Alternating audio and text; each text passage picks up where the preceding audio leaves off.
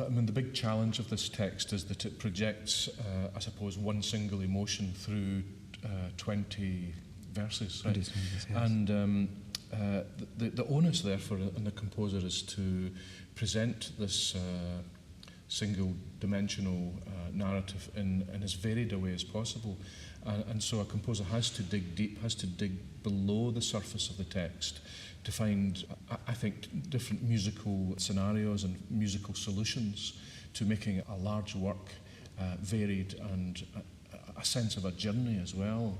It can't just be the one static image like a picture or an icon. It has to take you on a journey through time. That's what music does.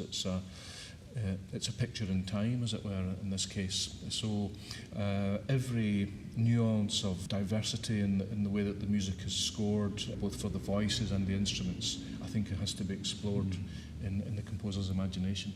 And the sorrow, you've often given the sort of sorrowful moments to the laments to the solo instrumentalists. We have amazing solos for the first violin, the viola and cello, which are they're almost, in some ways, there's something quite Moorish about it, M-O-O-R-I-S, in a way. And it's a real feeling of being present there in the Middle East. Yes, I think I'm drawn to that music, whether it's Semitic music or, I mean, I'm not taking anything from anybody else's culture, but we have inherited so much from Jewish tradition.